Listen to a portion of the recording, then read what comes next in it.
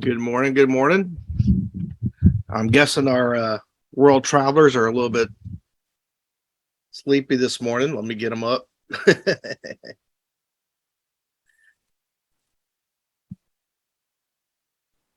Good morning, Sherry and Michelle, and welcome, Beverly. Good morning. Good to be here. Y'all, Beverly's from Dallas, and Sherry, you're from Florida. Michelle, Yeah. I'm not sure where you're from. Illinois. Illinois. Okay. I could be wrong. She'll correct me in a second. Good morning, Rockford, Megan. Rockford, Illinois. She's from, yeah. Yay! I got it right. It's early morning. Hey, Sherry, we're getting our brain cells back over here. What's happening? Hope y'all had a great weekend, great Father's Day weekend, whatever you did this weekend. I hope it was fun, and I hope you feel great today. I do. We're gonna have a great meeting this morning. Megan and Mike are gonna kick it off. And they have some great things to share. So I'm feeling fabulous, better than I have in 8 months. Good. So You look great. thank you. That's awesome to hear, Michelle. Sorry, I was making coffee when you were asking where Rockford is. Well, that's good. You got some coffee. My sister was in Wheaton, Illinois. Is that close to you? It's about maybe 45 minutes. Yeah, it's a little bit. It's closer to Chicago than I am. That's close in Houston. Yeah, true, right? You got to be an hour. We live 45 minutes from Houston. But Oh, okay. our office is 10 minutes away from our home, which is a Houston address also. Kind of weird.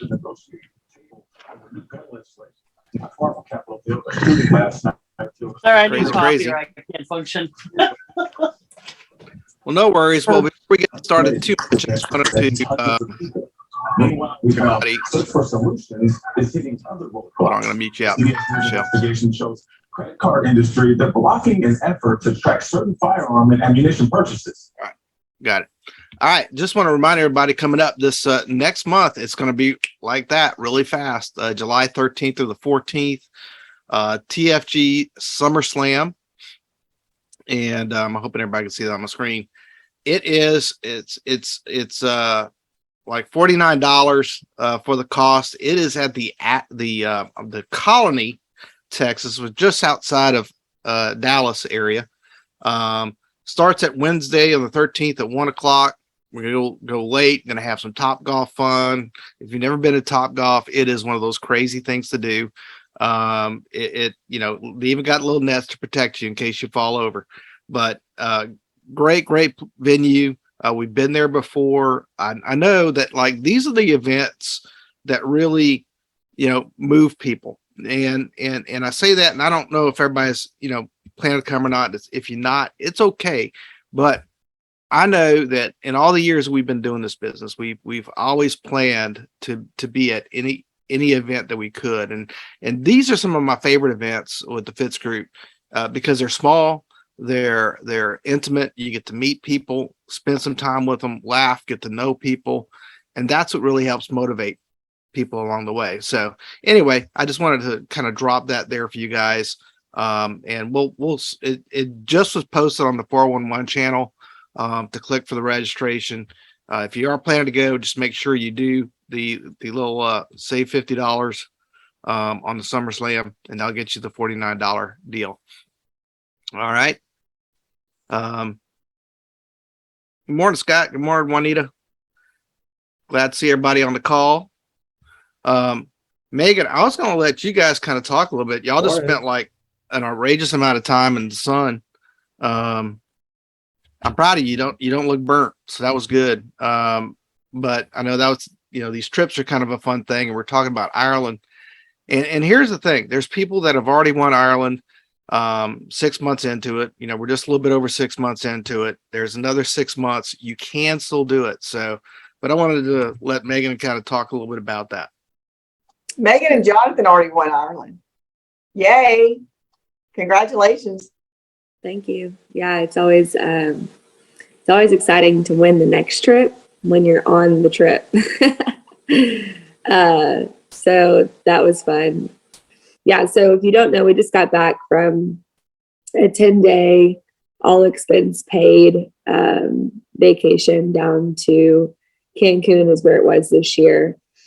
And one of the things that attracted me to this industry was that the insurance companies, I don't know if you guys know this, but the insurance companies have a lot of freaking money.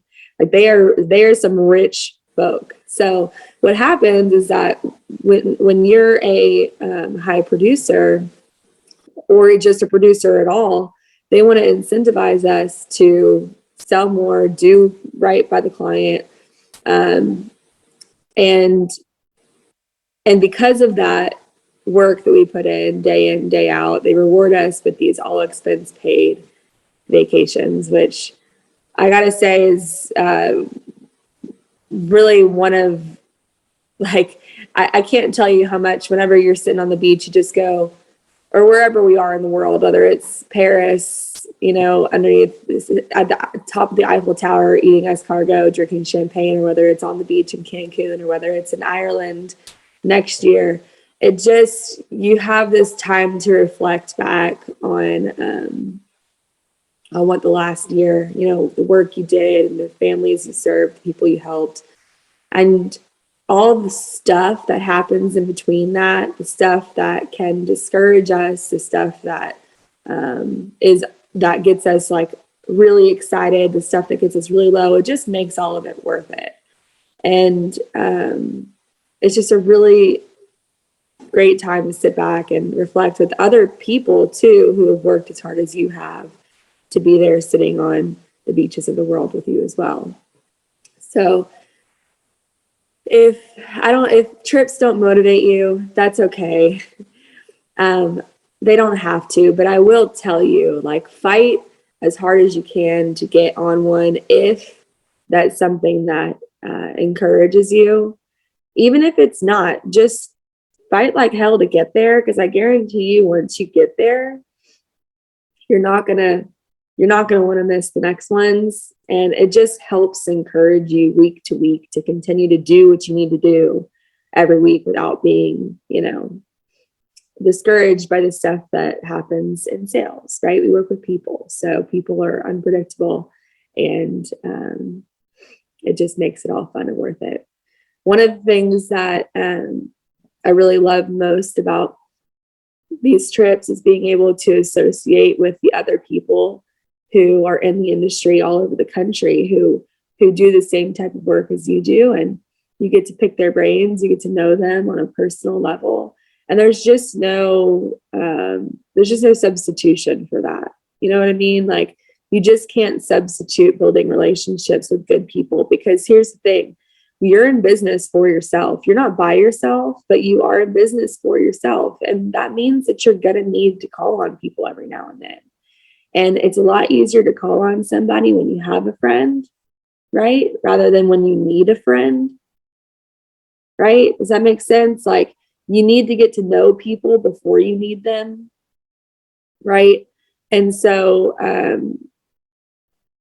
the relationships that we've built with people inside of the Fitz group and outside of the Fitz group in our larger organization, all of them are crucial to the success that we've had thus far. And so whatever event it is, like whether it's a Summer Slam with the Fitz group, whether it is working really hard to get that all expense paid trip, like, do whatever you can to get there, because you're going to need these relationships at some point in your business, right? And people want to help people who are leaning in and who have taken the time to to get to know them and, you know, maybe sacrifice a little bit themselves to just be around. And people really want to help those people naturally, right? We all want to help people in general, but because we're all in business for ourselves, that relationship piece is so big because you can't do it by yourself. And so that's one of my favorite things, is just being able to associate with all the people who are at the top level, because these are the people who have earned the trip. This is not just the people who have sold 1 or 2 policies throughout the year. You know what I mean? These are the people who have gone out there and sold quite a bit of life insurance or annuities or IULs or Medicare. And you have the opportunity to really sit down in a location that's not a typical work environment and get to know them, 1, but 2, get to pick their brains. So that's a cool thing. Another cool thing that I love about the trips is that, and then I'll slow down on the trip, but is that every single night in your room, they have a gift waiting for you. And I don't know, like as a family, we always did trips, and our trips have always been awesome as a family, but like we never got surprise gifts in our room every night if we were just going and taking a regular family vacation. But whenever you go on the trips with the Alliance, it's like, it's a whole nother ball game. Like you get off the plane, people take your bags and they show up in your room. And then you get, you know, turn down service every night. You get gifts in your bedroom every night after you get back from dinner. This was one of them. Just a sweatshirt. You get, they give you, if it's not an all-inclusive resort, they give you cash when you get there. You get invited to dinners at like 5-star restaurants with carrier reps. And that's another thing. Carrier reps are always there. And those are people you need to know too. Hello. You work with the carriers, you got to know the carrier reps. But I digress. Well, Sorry, I was going to say, Megan, you know, the thing we say about carriers is get to know them before you need them. And I can recall over the years, there's been so many times that because we know the carrier rep, that we're able to call and say, hey, we're having a difficult time with this case. Is there anything you can do to help? Now, that doesn't mean you can really go too far around underwriting rules and all that. The underwriters have reasons for their rules. But sometimes it is just a small thing that can be overcome, that if they didn't know, having somebody on the inside to go to bat for you is huge. And we're going to have them, there'll be carrier reps at the TFG event too, you know. I just had that happen, y'all, this week with Bruce at Forrester's, who he got with customer payment, and he got an exception made for me, for my customer. But it's because they go to him, he goes to them, he says, she's a good agent. She's been with us for 19 years. Let's help her, you know. That's just one example. And really, it's those kind of things, I think, that really, you know, make you feel accomplished, you know. And look, I know a lot of you guys are brand new too, and you go, well, Mike, I haven't had those relationships yet. But that's where you can leverage our relationships too. You know, if you've got a case that's being a little bit difficult to get through, and that's why we try and help you and want to help you. You know, this is sales, and sales sometimes is a challenge. You know, it can be like, oh, I'm having the worst day ever. I'm having the worst week ever. And then in a heartbeat, it can turn around with just that last call, that last client, you go out and visit them. You know, keeping the excitement when you're helping others is, you know, you got to remember your mission here, especially with life insurance, is to help others. You know, I mean, if you look at what, you know, even the benefits that Michelle and I have had coming off with the cancer diagnosis, you know, we had money come from some of our carriers to help us, you know, in a time of need.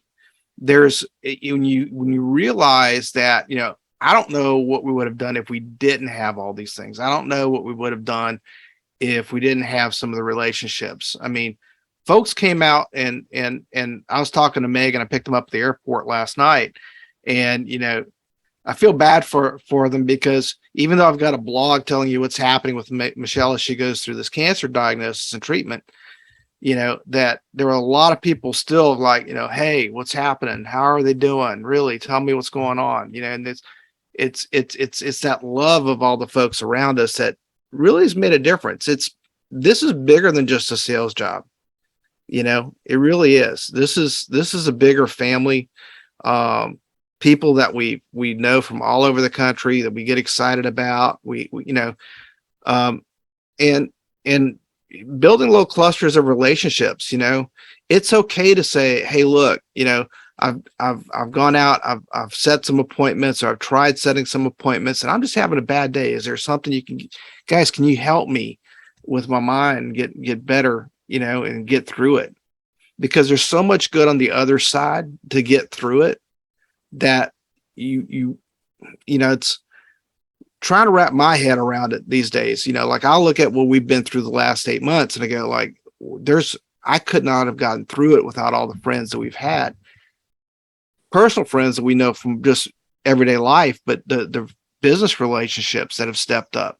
It's been crazy, and even the clients. I mean, there's almost not a day that goes by that Michelle doesn't have a client calling or texting or saying, hey, just checking in on you. Want to see how you're doing. This is a lot different than the car sale. This is, and we met some folks the other day that have a property and casualty insurance business, and that's your home and auto. And, that's 100% about customer service because, you sell it, but then things break, you got to help this and that. They looked at us and go like, y'all don't have a lot of customer service, do y'all?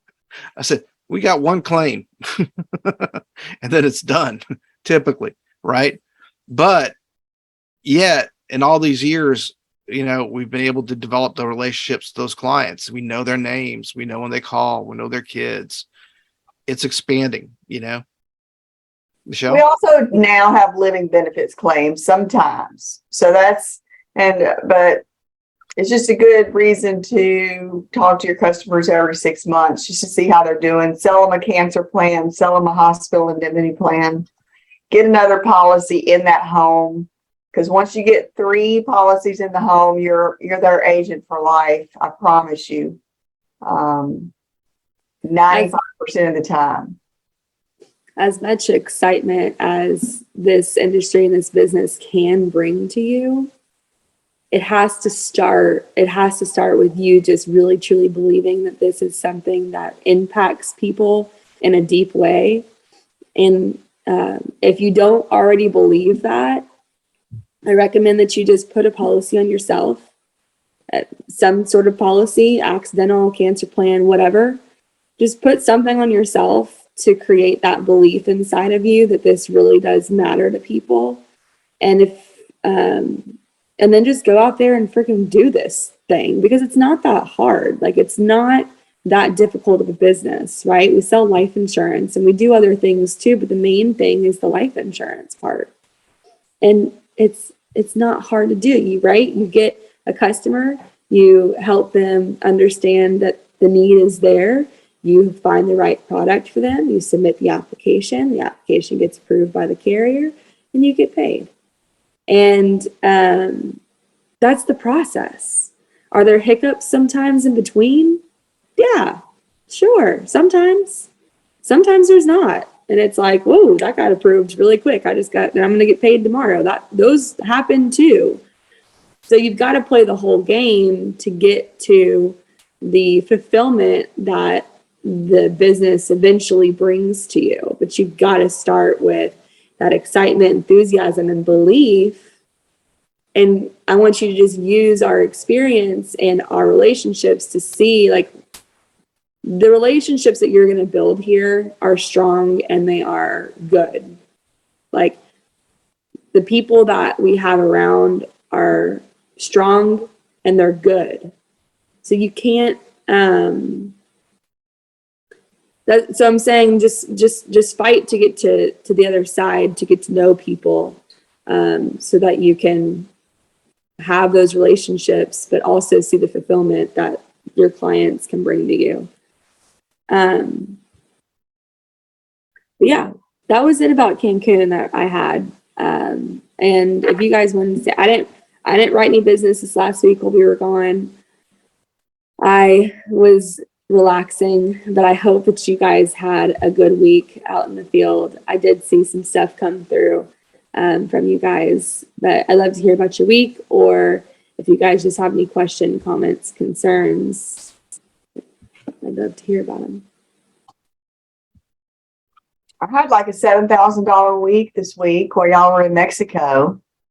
Wonderful. So just off of mainly referral business. And if you don't ask for it, you're never going to get it. So it's going the extra mile for customers. When they call you on a Saturday night, I called them back Sunday morning to see what was going on. You know, she's referring me to her sister. It's things like doing that. And just talking to my customers that have policies already, talking to them about their retirement. What are they doing for their retirement? How's their 401k doing right now? We have some tax-free plans that you could qualify for. And let me set up another meeting with you. I need to show it to you on the computer. So I do Zoom meetings for that, and I set the expectations. I'm going to show you, because you realize what you put in is what you're going to get out, right? And the more you put in for your retirement, the more you're going to get out. So I'm going to show you $1,000 a month, $500 a month, and $250 a month. You can look at the numbers and make your choice from there. And just setting up expectations for people, letting them know what the process is along the way.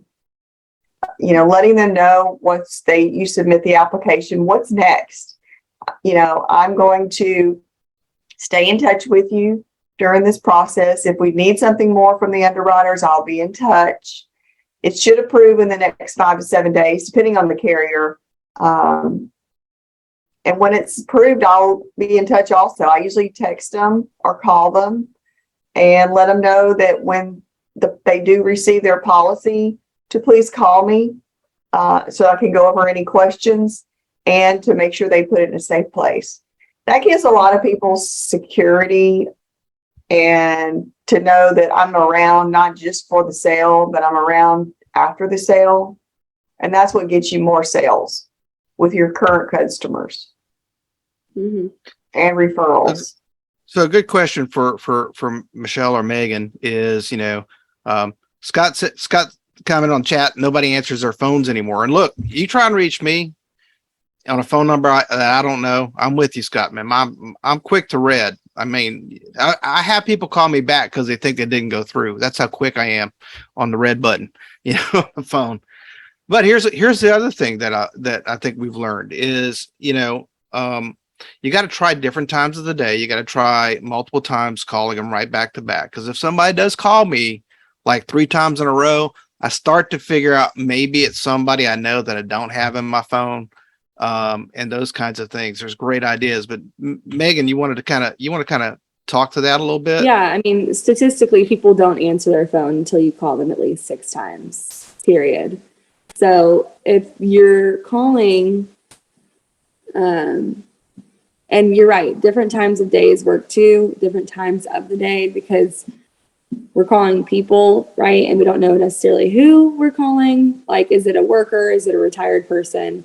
Everybody's schedules are different. So it's good to have a morning block, an afternoon block, and an evening block so that you can catch people in every time frame that works for them. And then you got to call them multiple times, which feels a little uncomfortable, I know, but you have to call those numbers 3 times back to back in each session. And each dial that you make, like every time you press the green button, it does count as 1 tally mark, so as 1 dial.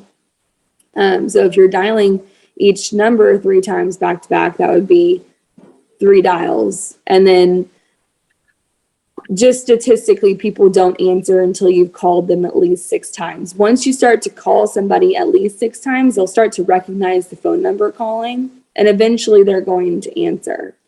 Now, if they don't ever answer and it's a direct mail lead or even a internet lead, you can go knock on their door. There's plenty of people who never answer the phone, and we call it hot knocking or door knocking. We door knock the lead because they never answered, right? Say, hey, I tried getting a hold of you. Excuse me. Hey, I tried getting a hold of you. Wasn't able to. And I was in the neighborhood helping a family down the street. Figured I'd come swing by and just meet you in person. I've got time today. Now I can either sit with you now or I can schedule to come back tomorrow. And you have their information in hand. It's not like you're like we had this happen last week. These pest control folks are basically sweeping the neighborhoods, knocking on doors and telling you that they just helped your neighbor down the street, right? Just exactly what Megan said. It's funny as hell, right? But here's the difference. They don't know who you are. They don't have your phone number. They don't have anything like that, right? But you got something that says, look, you made a request and I'm here to handle that, And the other thing to remember is it's so tempting. Like when we're trying to reach somebody we know, and most people don't even listen to voicemails these days. In fact, I don't even listen to voicemails because my iPhone translates it into text. So I don't even have to listen to it, right? I can just read it and go like, I don't want to hear about it. And so while it's real tempting to go like, I'm just going to leave them a message. I'm calling about that request. You want to get the person on the phone. There's two things that we know that happens. One is if they're really rude on the phone, they're generally very nice at the door. Okay.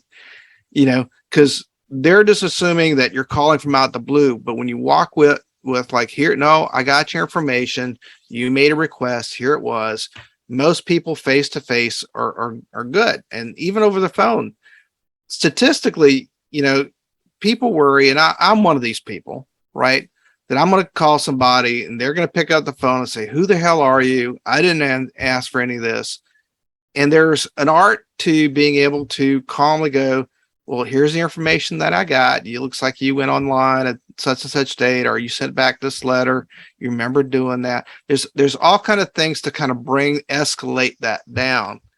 Because what we find these days is there's a lot of information out, right? People make information I call them informed decisions, right? They make decisions based on, oh gosh, I filled out that form on the internet, or I sent back that letter, and people have just been calling me and I just don't want to talk to them anymore.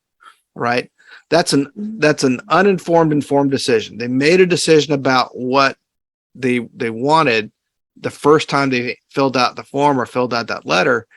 But then the response was just like, I don't want to deal with it anymore.